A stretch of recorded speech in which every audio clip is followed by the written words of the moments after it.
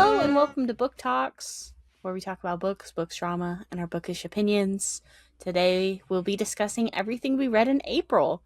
For more content from us outside of this podcast, you can find us at Literary Liberation around the internet.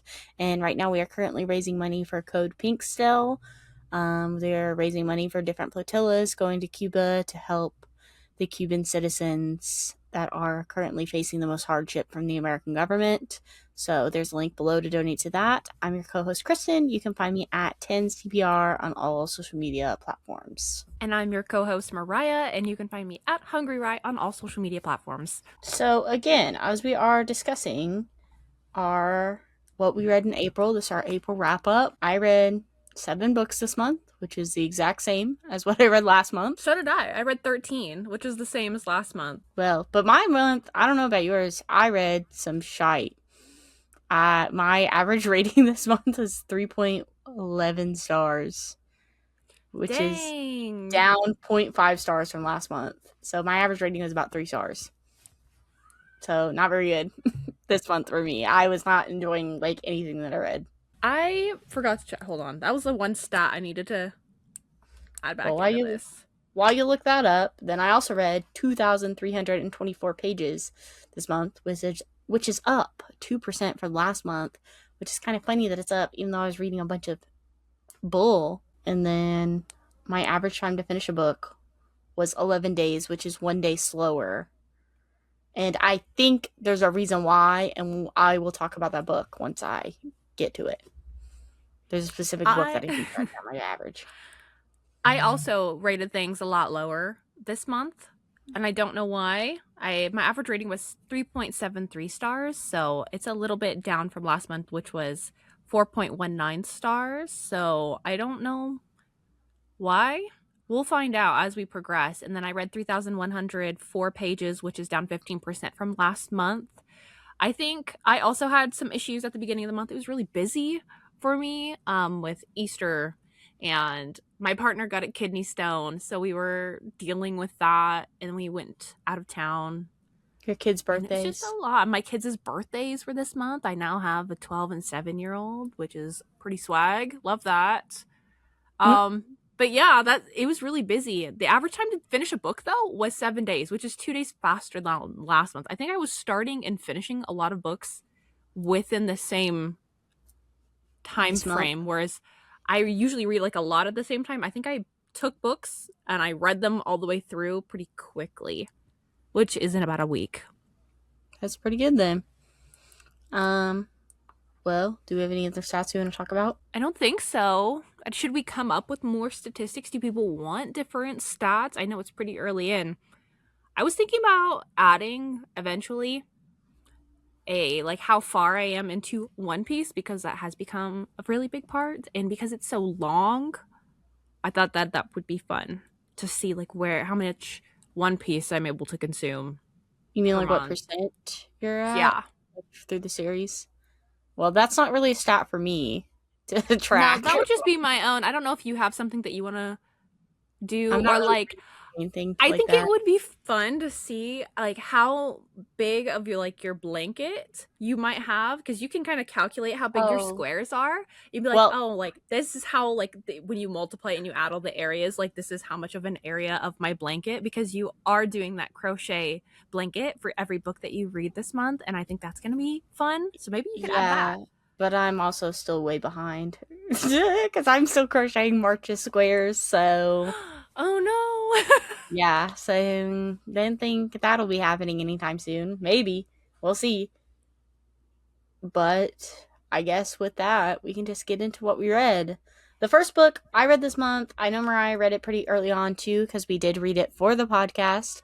That is Margo's Got Money Troubles by Rufi Thorpe. Thorpe? I don't know. That's a good question how to say your name, but that's basically you're following Margo, which is someone who was basically preyed on by her college English teacher. She falls pregnant and then ends up starting an OnlyFans account, and then you kind of follow her being a mother while also dealing with her estranged father's relationship that she didn't really have growing up.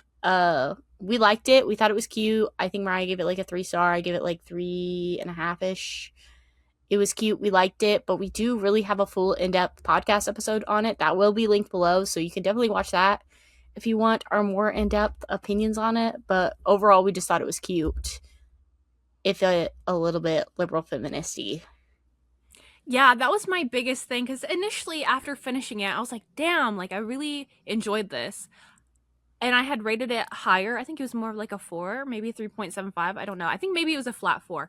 But the more I have sat on it and thought about it, I was like, I can't in good faith call this a 4-star book. So I reduced it down to a 3 because I was frustrated. The more I think about it and the more I see content about it, the more frustrated I get. So it's sitting Yeah. at a 3-star because liberal feminism is the bane of my existence. So But in that episode, we do talk about our critiques of it and everything too. So if you really do want to know what we thought was wrong with the ending specifically, then you can check that out. I read Longing for the Alien Lawman by Urza Dock. She came out with a new book. I love the alien cowboy mail order bride books. This one's about a doctor that is coming to the alien penal colony and falls in love with the warden.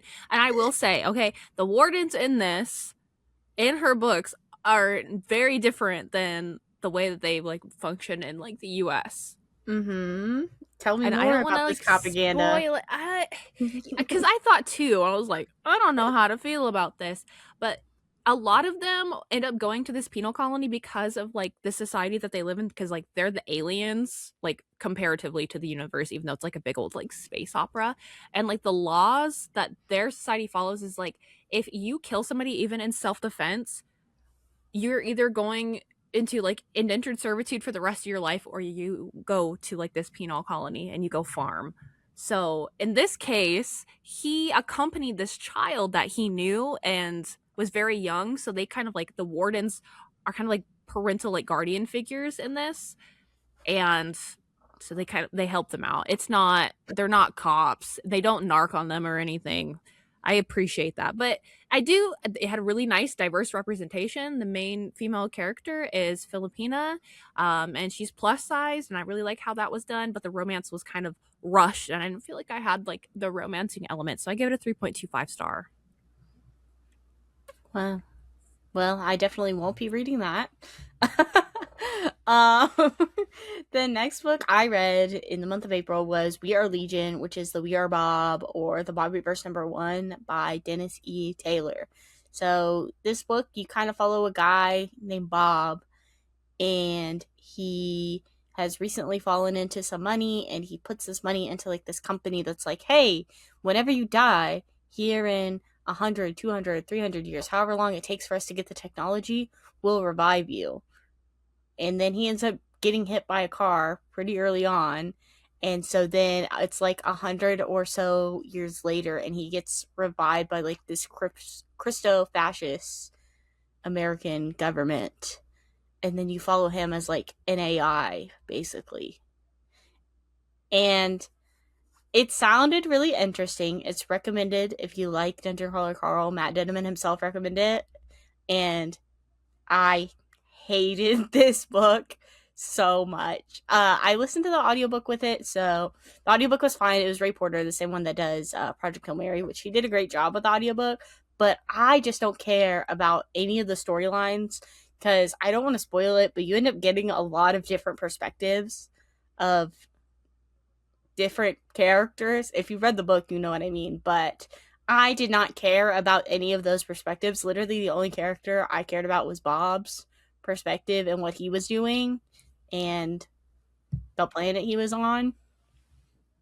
But everyone else was boring to me. The political like commentary in it was just like, nobody can cooperate.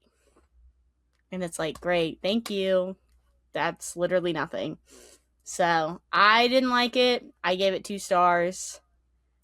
And I have no interest in reading the rest of the series because I was looking it up and people are saying like it's like the first half of the book is very different from the second half, and I hated the second half of the book, and so everyone's like, if you hate the second half of Bob, like the We Are Bob, We Are Legion, you are not gonna like the rest of the series because that's basically how the rest of the series functions.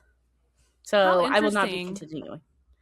Because if you've been listening to podcasts for a while, Kristen's favorite story type is like a multiple POV, Okay, but you like don't third understand. You don't person, even understand. which that's how you know it's bad. Is if you Well, weren't even giving this like a 3-star, you're like, okay, like maybe it's not for me. You're like, no, like this is.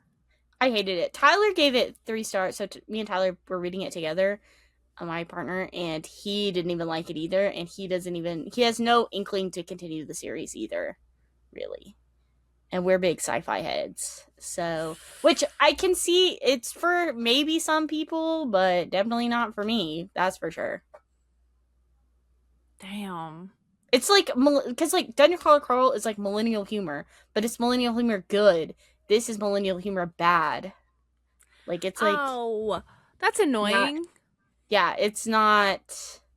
So in my I head, don't. this is probably how you would view Gideon the Ninth, which is a book I DNF'd like 2 different times. I don't know. I don't know. Like the way people talk about it, they're like, "Oh my god, this is so good." Which I don't know who these people are. Really, it's not like it's like people I follow specifically. It's just like everybody like kind of in like I don't even really follow any like people that love like Dungeon Crawler Carl like that. Really, I just see them on my For You page. But yeah, this one is not it, y'all. Lit RPG fans. It's not even a lit RPG either. Like it's just sci-fi. There's no lit RPG element, so Thumbs down. which Ugh. Mariah, you can read it. Maybe you'd love it, and then but I don't think so. I honestly think that Carl is probably the only literary RPG I'll Well, this isn't a lit probably RPG, read. so I know, like quote unquote lit RPG. I don't know if I don't know. I I'll just think read. it's special. I'll read He Who Fights Monsters. That one's on my high on my TBR, especially because it's getting just got trad published. I think.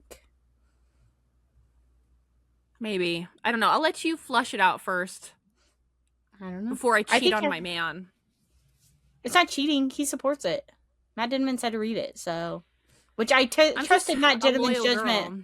I trusted Matt Denman's judgment on We Are Legion, and he led me astray. So I don't know. Well, he can be what wrong. he I did. guess this is one transgression. Yeah. My next book I read a lot of nonfiction this month. It was a very nonfiction heavy book. This is Terms of Servitude, Zionism, Silicon Valley, and Digital Settler Colonialism in the Palestinian Liberation Struggle by Omar Zaza. This book was absolutely incredible because it discusses the role that social media plays in the perpetuation of settler colonial ideology, in like the terms of services that are on like TikTok or YouTube or Instagram, and then also how it's used to suppress Palestinian voices and like how like Palestinians have used social media, but then also more about like how the technology and whatnot functions under apartheid. It's a really good book if you make content and you're like a leftist or you support like the Palestinian struggle. You should read it. It is a 6-star read. I absolutely loved it. I have been thinking about it nonstop since I finished it. This is one of my best nonfiction books I've read this year, and there's like no fucking reviews online, which is crazy. I don't know how. This is perfection. Everyone needs to read it. Yeah, I added it to my TBR as soon as you were like raving about it. So, but I think I was looking. I don't think there's an audiobook for it on my Libby, so I might have to go through other means to listen. Yeah, you to might it. have to request it or something. I think it says Yeah. it's new. It came out. I got sent that book. I'm gonna be honest. I got sent it, but then I ended up also buying the audiobook for it when it went on sale. So I have Mariah's lying. both. Sponsored review. Sponsored review. Sponsored review. Sponsored review. Sometimes people send me books, and I remember this one came in. I was like, oh, this sounds really interesting, and I'm glad I finally read it. So now I want to read the other 2 books that got sent with it. I can't remember what publisher sent it, but I mean, thank I you. assume it's whoever's publishing that book. Yeah. Yeah, y'all can send me books too, thanks. Well, the next book I then read was Daggermouth by H.M. Wolfe, which I read again for the podcast, which this book is just like a dystopian romance, enemies to lovers, where you basically follow an assassin who's supposed to kill the president's son. That's all I'll say, because if you want our full spoiler review, we have reviewed it already on the podcast. Mariah read this last month, and spoiler alert, we did not like this book. I gave it 1.5 stars, and again, our full critiques will be linked below in that episode, because we have a lot of them. It was a plethora of critiques we had for this book. It was a long episode, I know. too.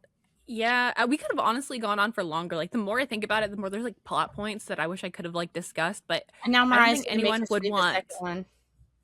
one. I'm going to read it. I don't think I'm going to make you read it. I may We could do like a dabble with mini the on new it. HD Carlton book and see what everyone's, because it's getting really bad reviews right out the gate, and I think it's interesting. But Well, I I don't think haven't I can even get Kristen to read seen. it. So I haven't even seen anything about the new H.G. Carlton, so that's not even in my wheelhouse at all. That's not my business. That's not my might For be. You page. Nope, that's not my For It might You be page. soon. It's not. Maybe we should do like a mini where you just explain the whole plot. I Would people might. prefer that? And they could just get my live reaction? Let That us could be. know. I could talk about the difference between like dark romance and horror erotica and like how there's this disconnect and like the problematic themes that are Okay, present. that's a If you want completely that. different video. No, because I would talk about other ones. I like obviously I could Well, do that's like what I a was whole saying. breakdown, but then also that could be its own thing. So there's two different options. And you can say Let us yes know to in the both comments below. audios. Chat. My next book, which is another nonfiction one, was Operation Gladio: The Unholy Alliance Between the Vatican, the CIA, and the Mafia by Paul L. Williams. This was a book that was recommended to me like 4 years ago on my old account. I remember.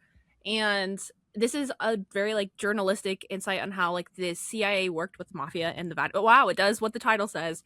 And like hide money with different banks that the CIA owns, and then also like how they ran like a drug empire and like COINTELPRO and how that plays into it. There's also the suppression of radical left movements internationally, like especially in the global south with the suppression of liberation theology, which if you don't know, that's like the religious kind of leftist movement that emerged at like, oh, actually Jesus was a communist type thing, and how Mm-hmm. they control the Pope's behavior, which I think is really interesting now that we have like the American Pope.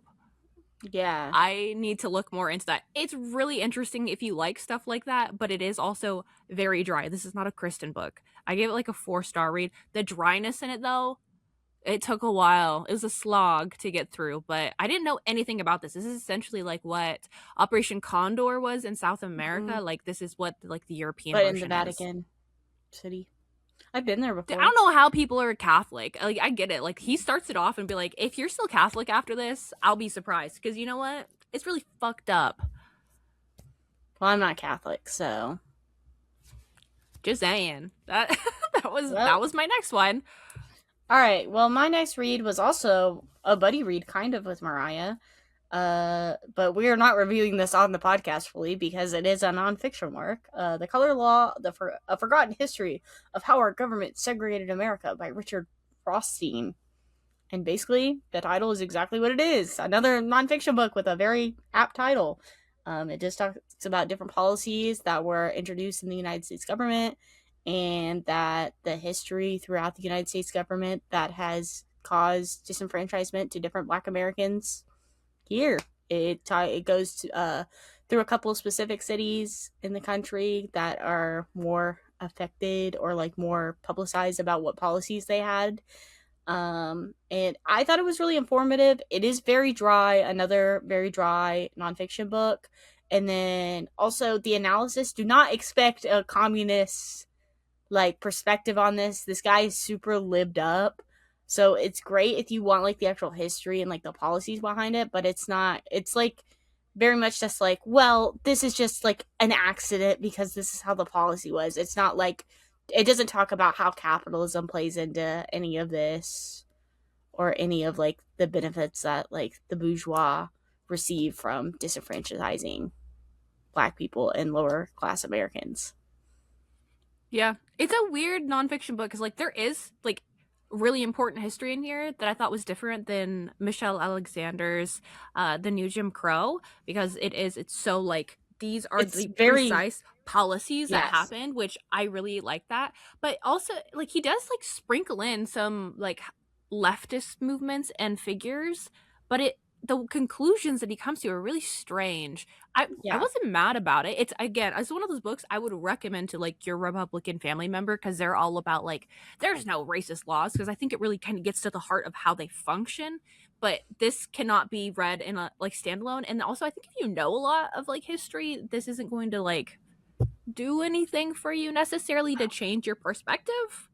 I don't know. No, I think it's just more like about the specifics. Like it's very narrow and like very if you need to like know the exact policy that happened or like the exact city that a certain like place of segregation happened in where like they were doing this to these specific projects or whatever. Like that is in here, but there's no true like analysis or even way to like there's no real way to like I feel like use it in natural conversation either. Like if you're talking to someone, there's no way that you could be like from these conclusions like you can't you have to draw your own conclusions, especially being more left wing than the author, but it does have very important history, especially if you want to know the very specifics This is of like very beginner. very yeah, but it's very specific too, like it's very And it's like dry.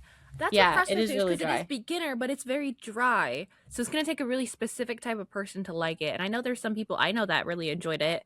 But I don't know. I don't know who this would be suitable for. I just think You Republicans have would to like it already because be they're kind like of a facts over feelings type vibe. yeah, you have to be like kind of like I don't want to say like an academic, but you do have to enjoy reading like nonfiction. Like this is not one of those ones that you could be like, get this is what will get you to love nonfiction. This will not get you to love nonfiction at all.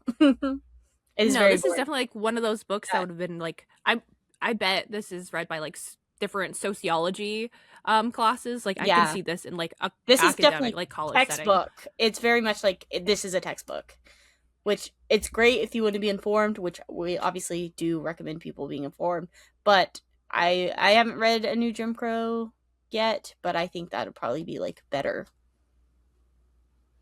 I liked it a lot, but it's been a long time, so maybe I'll do a reread whenever you start it, so I can like be on par. It's long, it's I know. long. Yeah, and I just read a really long other book that I'll talk about later. Well, in this short books, I think this was short. I read Captured by V.K. Ludwig. This is an alien invasion romance novels where the aliens who are like these attractive men who are kind of like born via like I don't know. They're born in like these artificial wombs, and there's no women, right? They can't make women because they're like going extinct. But they invade Earth because humans on Earth are actually like a distant relative to them, so they can actually like procreate with them. And then they like come up with like this program where if you're in a database, you get like matched to your mates because there's like a fated mate element. But it's a colonizer romance. Like by Yeah. definition, this is colonizer romance, and it's really icky and gross. Like some of the stuff, and they try to like make it seem redeemable because like the main guy is like one of the three politicians, even though there's like four. It's I What? did not fuck with it, and honestly, this book slowed me down a lot because this is supposed to be my nighttime read, where I'm like freshly gardened. I'm going to bed. I'm gonna read something just lovely, smutty. No, I didn't like it. I did not like it, and I would not recommend it. Why didn't you DNF it? That's a I don't question. know. I should Mariah's have. a I big really should DNFer have. too. Mariah DNFs anything and everything. Yeah. Well, the next book I read is my little trash read, which is To Carve a Fey Heart by Tessanja Odette, which I read one of her other books before last year, I think. It's cute, it's fine. But this is just a Fey romantasy where a young woman and her sister are forced to marry the Autumn King and his brother, the Autumn Prince.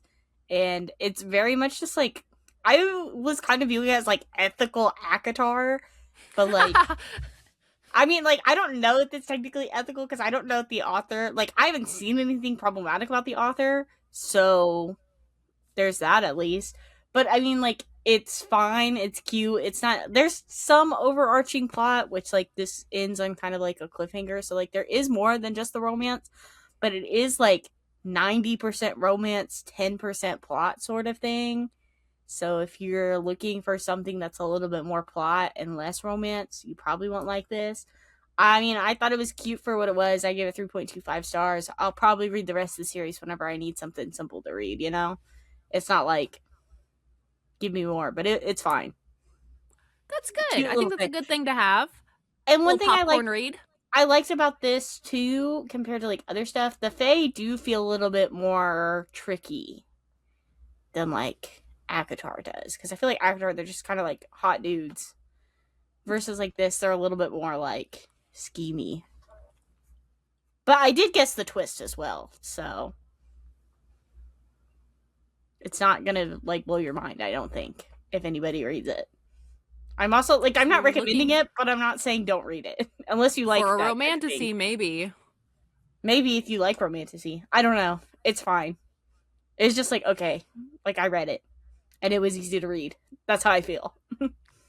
I think that's good. I think that's good having your repertoire, your pocket, whatever. Well, the reason why I picked this up too was because I read one of her other books. So all of her other, she's got another series that's all like retellings of like princesses and stuff. So I read like the Beauty and the Beast retelling, which this one feels like a Beauty and the Beast retelling because again, it just feels kind of like the first Akatar book, but it's a little different. But apparently, like, you need to read this trilogy first before you go into that series, because whatever happens in that series is affected by what happens in this series, which I didn't realize whenever I read her other book. Which, it's not like the other book, like, I was lacking a bunch of context for it. It's not, like, super connected, but I guess, like, the history. Like, this is the history for that series. Huh. So that's why I picked up this. Well, all right. How interesting. I don't know, maybe you like it whenever you run out of aliens. Maybe I'll check it out. Like, I'm running there's out. only, That's the problem. I will tell you, there's not a lot of smut in this. There's probably maybe one smut scene, and it's not very descriptive, which is why I like her too, because I'm not, if anybody knows me, I'm not a big smut reader, personally. So my next nonfiction book that I read was Love Machines: How Artificial Intelligence is Transforming Our Relationships by James Muldoon. I picked this up on a whim from Libro FM. It was part of their April advanced listener copies, and it sounded interesting because I saw the TLC show with the lady that's like, I have an AI boyfriend, and he's yes, exactly what I need. I watched the Curtis Cotter video about her, so I'm up to date. And then there's also like the lady that was kind of using AI as a therapist, but then also thought that her therapist in IRL was like in love with her because he complimented her glasses that blew up on TikTok. Oh, I remember that lady. I remember that. That was a long time ago now, I think. You know, like I have seen so many little instances of people using chatbots for these really odd reasons, and I don't fucking get it. So I thought this was an interesting little book. I picked it up, and it really does get into the world of the people who use these chat boxes for therapy, relationships, or connecting with deceased loved ones. Kind of explores the material conditions that are creating this phenomena, like capitalism. I know, what a concept. Does capitalism create alienation from workers? Which I don't think people realize with this conversation that's happening is people like dog on them. But the reason that people are seeking these out, like therapy bots and whatnot, is because they can't afford it. Health insurance is not going to cut it. These relationships, people don't know how to connect with one another because of the alienation brought on by white supremacy, patriarchy, and capitalism. So it's really interesting. And also, like, the way that these companies are commodifying connection is really fascinating. And the James Muldoon also co-wrote Feeding the Machine, which was one of my top nonfiction books like 2 years ago. So I really enjoyed it. I thought it was it last year?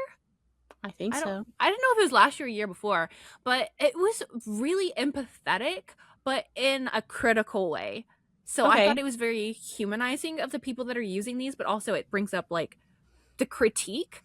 And I thought it was quite philosophical as to like why this would be a phenomena, and then also bringing in like economics. It's not nearly as dense as the other book, but I like it. I think more people should read it because it makes more sense, because I'm very when's it out? anti-AI, huh? When's it come out? Because you said it wasn't out yet. Sometimes the stuff on the program are already out. Oh, well, you said you got it as an early listener copy. I don't know why it says that, because sometimes it's like, oh, it's out right now or not. This published date was January 13th of 2026, so it's been out, but it was part of the catalog. I don't know why they structure it like that, because I thought they were all new, but it is new as of this year, but maybe they just not like brand new to share them. I don't know. I Okay. gave it like a 3.5 star. I thought it was really interesting. It was just like a nice book about something that I didn't understand that I learned new perspectives Well, about. because, like, no offense, but, like, all the people that use, like, AI chatbots, they're really easy to make fun of, you know? Yeah, right. But it does. It gets That, into like more of. I'm like, ugh, fuck. Okay, okay. like, they are people, I Yeah, I get guess, it. so Oh. I guess we have to treat them like human So beings. yeah, if you like that sort of thing, I did. That was like 2 different tech books I read this month. It's different. If you're looking for something different, that's something. Well, and then the next book, Mariah and I also both read together for the podcast. We had a lot of reads for the podcast this month.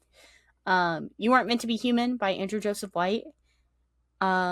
It follows Crane, who's a trans autistic man who ends up falling pregnant and is also in like a cult of worms, basically. That's all you kind of know. We reviewed it on the podcast. Mariah and I think it's best to kind of go in as blind as possible if you haven't read it. But overall, we did really enjoy it. I rated it a 4. I think, did you rate it a 4 as well? Somewhere around there. We both are around 4 stars for Yeah. it. But our full nuanced review is linked below because we have already read and reviewed it and go super in depth to everything we like and everything we don't like on why it's not a perfect 5 star for us.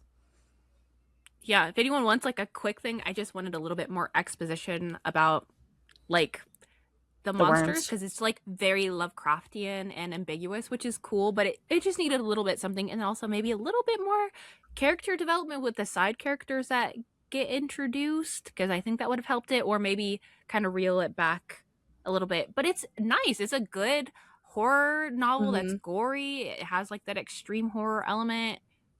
It is It's a very solid disturbing. read. It's Read it for disturbing, like, Halloween. positive. My next fiction book is Break Room by Lee Mie. I know it's different. It's Korean, so you say the other one first, I guess. I don't know. It's a Korean, so it's a translated novel about like this TV show where contestants are nominated by their fellow coworkers as the villain of the workplace, and the goal is to find the mole, like who isn't the villain in their workplace, and like they go by their name. So there's one that's called like coffee cups, and he's got like all of or tumbler. He's got all these tumblers from all over the world. So he's got like 15 that he just like brings to work. There's another one that's called like cake, and she's a lady that just always has like this big ass thing of cake in the fridge and it's occupying a lot of space, and then there's like ice cubes. It's really weird. I don't think office speculative fiction or like that works for me because I don't work in an office. Like I have worked in an office before, but it wasn't like a cubicle office. So if you live in like a big city and you work in that, I think you would like it because it kind of gets to the heart of like how we judge our coworkers on really small things that we probably wouldn't judge other people in our community about because we are working in such close proximity to them.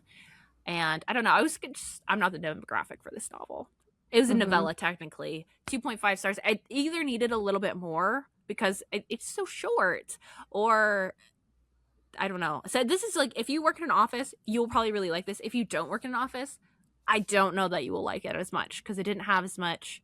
It's also it was advertised as being like a psychological thriller. I think on this was another advanced listener book, and it didn't really have that.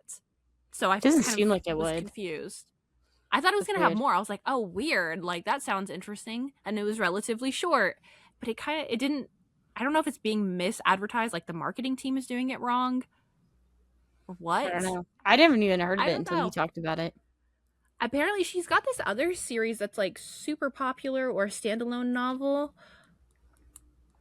in Korea. It's been translated into like 18 different languages. It's called Dallergut Dream Department Store. It has 43,000 reviews on Goodreads.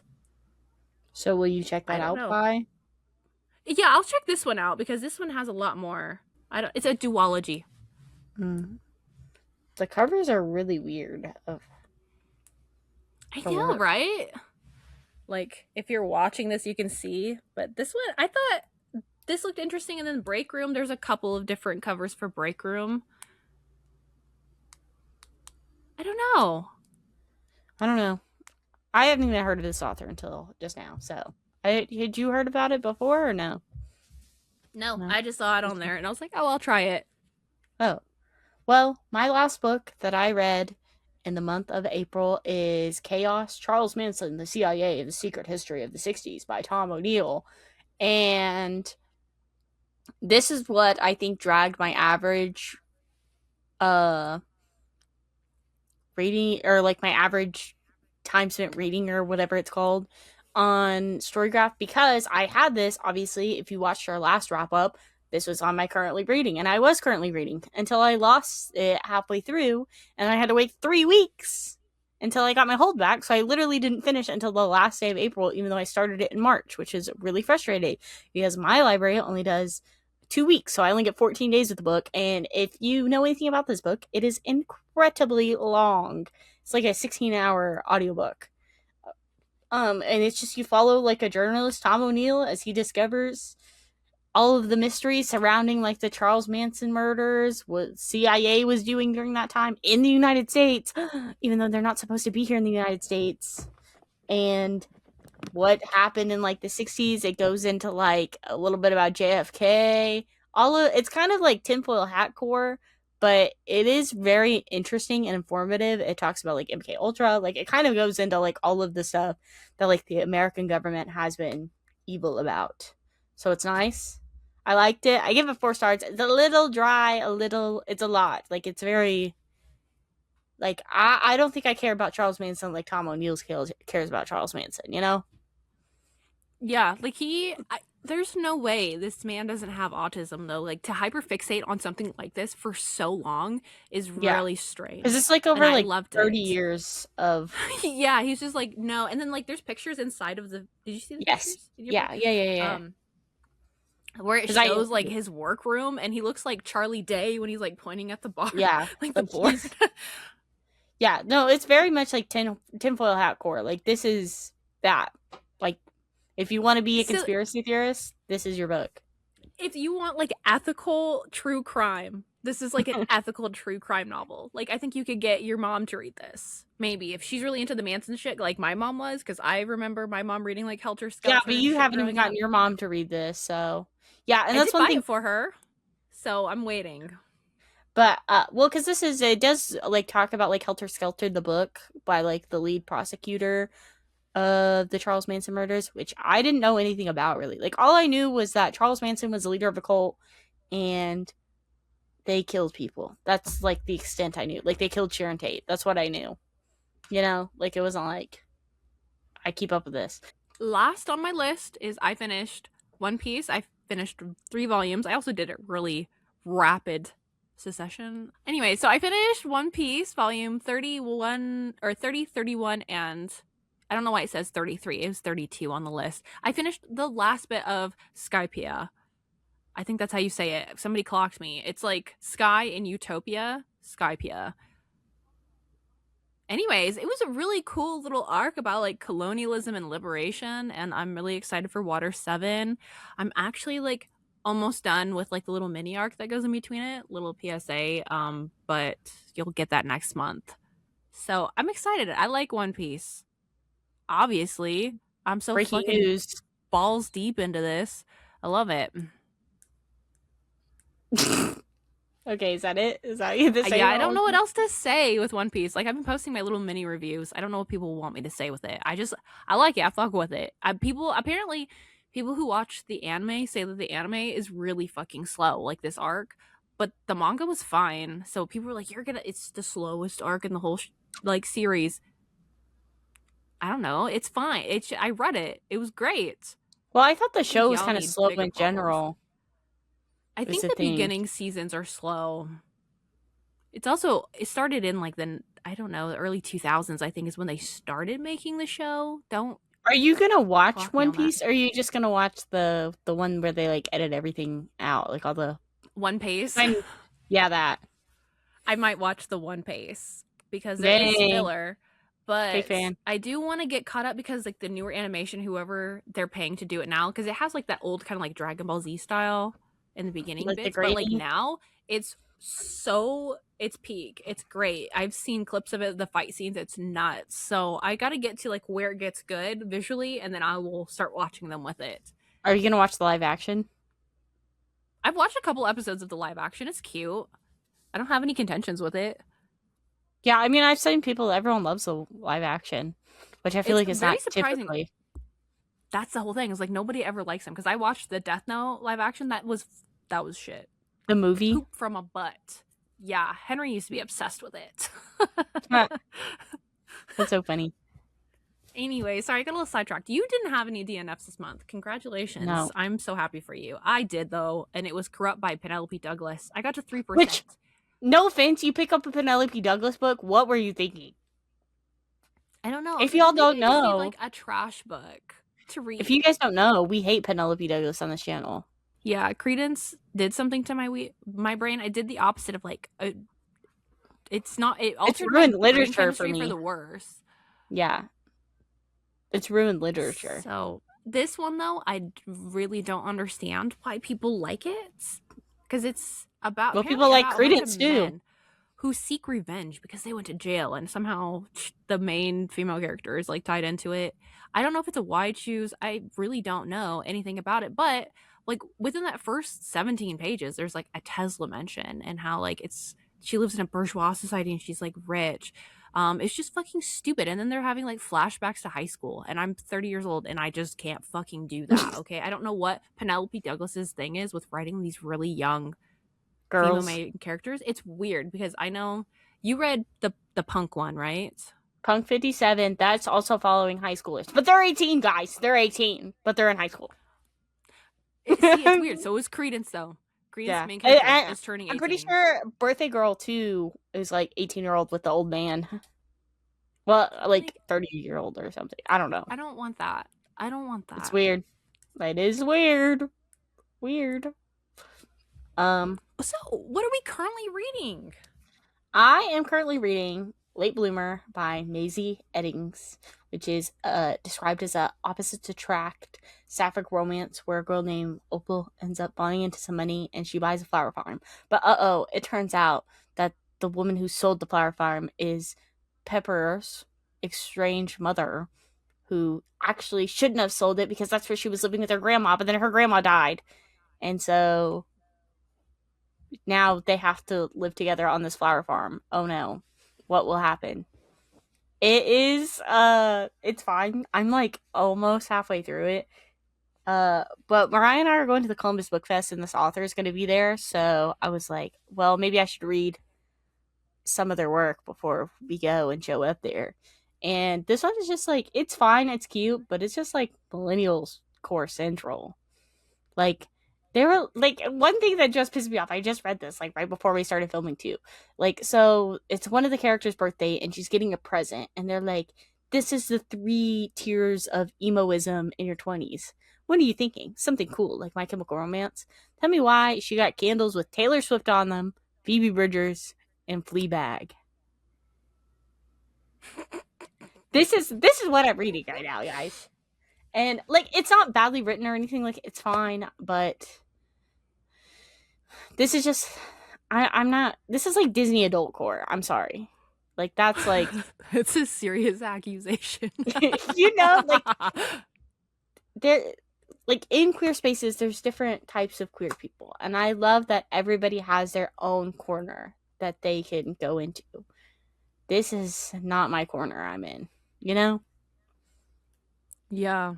I did start this book a while ago, and I only read the first couple of pages, and I was like, oof, oof. I don't know if this is for me. And then you were like, oh, I'll read it. So I'm glad I wasn't wrong. I mean, I also don't really like contemporary romances either, like, typically, so it's just not my genre, and then it's also just, like, with the millennial cringeness, it's fine, but I'll probably end up rating it, like, 3 stars, you know? Oh, I'm reading, well, actually, I kind of just finished it today, but it's When Trees Testify. It's a nonfiction book, and it's very, like, Robin Wall Kimmerer core, with, like, the combination of, like, biology and memoir and also history, and it's all like about just like Black people and the connection to, like, what do they call it, herbiculture, I think, and like growing things, and kind of like the role that enslaved people like played in the production of like cotton and other industries in the United States, and like how like what they knew, how it helped them survive, and also helped like American capitalism develop. It's nice. It's a really lovely novel, and I think if you like the Serviceberry or Gathering Moss, or I haven't read Braiding Sweetgrass, but I imagine if the other two, if it's the same, if you like those, I think you like this. It's just like a different type of vibe, same overarching themes and presentation, I guess. So it's really good. I liked it. It was lovely. Well, spoilers for next month. I'll get into more of like the details for next month, but that's because I have it at 81% on here, but I haven't actually marked it because I just finished it a while ago and then I took a nap. So sorry. Well, the next book I'm currently reading right now, is called Mapping the Interior by Stephen Graham Jones, which is just a novella following a young boy's journey in his haunted house. I don't know, I'm probably like 20 pages in of this 100-page book, so I don't really know what's going to happen, sort of thing. But I wanted to read this because we read The Buffalo Hunter last year, and we very much adored that. And so I thought this would be a nice little novella. It's already pretty spooky starting off, which is fun. But I'm, again, not very far into it, so I don't have much of an opinion, but it's well written so far. That's good. Yeah. It's like, it's supposed to be a ghost story too, which I don't read a lot of those. I feel like ghost stories are really hard to do. Well, we'll see. But maybe that's a hot take. Maybe Stephen Graham Jones can do it. If there's anyone that can, I believe in him. He can do it. Yeah. I forgot to put this on here. I'm reading like 2 different romances, but like the first one is Love Me, Stalk Me. Oh, I saw you were reading that. Laura Bishop. I forgot to put it on our doc that we're using right now. And she just recently was at BookCon, and she had all of these like the shirtless men. Yeah, I saw that. Biker helmets on. Apparently those are her friends. Or something. That's what people were saying. They're like her friends that come to support her. It's okay. Apparently it's about like this girl who has like a shitty boyfriend. And AI works in finance. He's a CIA, but then also she like starts using her her AI. She has an AI boyfriend on the side, I guess, and the guy that she's hiring to do like security at her company is not her. Actually, the AI is actually like hacks into the AI, and I just thought it was really funny. I didn't even realize that was what it was about until I was reading one of my friends' reviews, but coupled with the book I just read. So is it like? So I was like, oh, I haven't even gotten to the point with the AI boyfriend. So I don't know. So you don't even know if it's pro AI or what? I have a feeling it might be pro AI. It's really but I don't know. I just feel like AI is so unpopular. So that's why I'm like, how are people? I thought the dude was pretending to be the AI the whole time. There's also this one quote on here that I have so far that it was like in the first 1% of the book, and it was so cringe. I had to share it, but it says, and sure, it may be oddly similar to a specific TikTok song, but I maintain I had the vision first. Works in finance, quote, or parentheses, with opinions about the stock market, but doesn't make it his whole personality. Trust fund baby. And then there's another quotation or parenthesis, right. But one of the humble ones, and then over 6 feet tall, because obviously, and blue eyes, because I was shallow. And that was like her talking about the guy that she's currently dating that's like shitty. And it's like, because it's why are we talking about TikTok? A TikTok. It's because it's that song. Yeah. I'm looking for a man in finance. That one. Yeah. But that's so cringe. Ooh. This is like, that's the thing though, is that you guys, like, when people talk about book talk, they mean that. And I want you guys to know that is not all of book talk. That is just one corner of it. And again, like I said about the other book I was reading, not every corner is every person meant to fit into. Everyone has their own corners. And you gotta find your own corner. Are you reading anything else? Or are you just reading Oh, that's it. No, I'm waiting for my other Libby hold to come in because I had it on hold and then I unsuspended my hold because it was like available soon. So I unsuspended it. It's been 3 days. That's available annoying. Soon usually Somebody means probably has it like offline. Yeah, well, I don't know. But I usually, whenever it says like available soon, that means you're gonna get it within like the next like 48 hours, right? You would think. Still waiting. I think I actually did it on like, I don't know. It's been like 4 days, I think. And I've been waiting for it. So, but I'm not currently reading it, so I can't talk about it. But maybe you guys will get Dang. to hear about it next month. And If I then ever the get it. last two, I'm still reading The Flame and the Flower. I have it marked on Store Graph as 59%, but I do have more. I'm going to finish that once. It's really nice outside this week, so I'm going to lay out in the sun and finish it. And then I also have The Bodybuilders, was a book that I got from the Libro FM advanced listener thing. And it's supposed to be like a speculative sci-fi novel. And it's about like this girl who thinks that she's her neighbors. I really She don't thinks fucking she's her know. neighbor. Her like older gentleman neighbor man, and they have like an intimate connection, and I really don't know what's going on with that. It's written really well, but I don't know. I'm only 11% in, so it's weird. Well, But that's it. That's all I got for this month. well, what is coming up this next month is we're gonna have Dungeon Crawler Carl book 8 comes out, and Mariah and I are on the edge of our seats waiting. We're feral for this book. Matt Dinneman, you didn't send us any arcs, even though we asked multiple times. Whatever. So we are going to do next week, after, if you're listening to this, next week we will do some Dungeon Crawler Card theories we have for book 8, maybe what we think the rest of the series is going to do, and we're going to do a tier list of all of the Dungeon Crawler Carl books that are out. We're going to review Parade of Horribles next month. Like, it's Dungeon Crawler Carl Central next month. So if you like DCC, you got a place to be next month. And then we will also be reviewing our book club pick over on Fable, which you still have time to join. We need to change that book over, by the way.